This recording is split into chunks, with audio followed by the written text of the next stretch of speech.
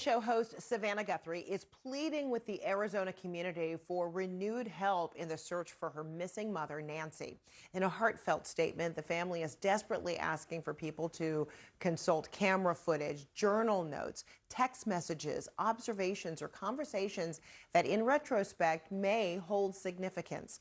Nancy Guthrie disappeared from her Arizona home 7 weeks ago. The family has offered a $1 million reward for information leading to their mother's recovery. I want to bring in now retired FBI Supervisory Special Agent Jason Pack to get more perspective on this. Good to see you, Jason. So this latest message was released through a local news station targeted, directly to the people living in the Tucson area and southern Arizona community as a whole. What does this signal to you? Good afternoon, Fredericka. It signals that it's a pretty strategic and surgical message. She has the ability to go on NBC, go on national news, all these streaming platforms, but yet through KVOA there in Tucson, they chose to put this strategic message out to her neighbors, people who are in her community, and people that they think really may not have actually taken a look at their camera yet. So I think this message is intended to do two things. One, it's to get the story back in the news cycle again with the war in Iran and with all the attacks in the United States and all the other things that have been going on, the Final Four and the NCAA tournament, all these things have taken up airspace.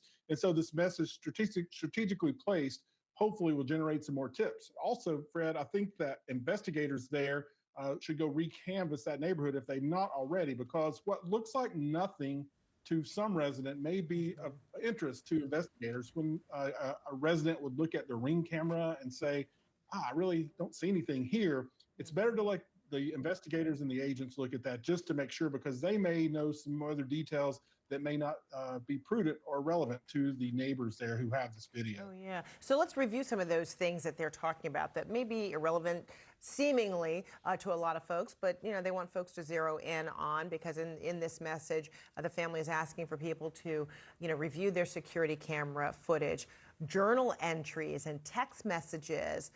From an investigative standpoint, how would these be tools, I guess, for investigators to say, oh, let's look at this a little differently, or let's revisit this particular area or somebody's recollection of something? And I think they're really concentrating on that January date where they may have seen someone in the area surveilling the premises of Miss Guthrie there. So I think that is a key date they keep coming back to. They've not said that publicly, but in some of these messages, we've seen those particular dates. So I think a text message like, when something's going on in your neighborhood, you'll text your neighbors, hey, did you see this? Or what about this person? Is this person working at your house? Those types of things, I think, are what they're talking about with the text messages. And they're hoping it'll be a memory prompt. Also, sometimes people will say they've looked at it and just don't want to get involved. So hopefully that's not the case here. And that's why you've seen agents and Pima County Sheriff's deputies going back to these neighborhood homes 3 and 4 times to make sure that A, they've talked to everybody, and B, if there is any kind of video there, they've collected it for themselves and not just taken the word of the neighbors. They may be well-intentioned, but they may not see anything that they thought was prudent or pertinent to the case. Yeah. This really has been an extraordinary amount of time. I mean, is this, stunning, shocking to you?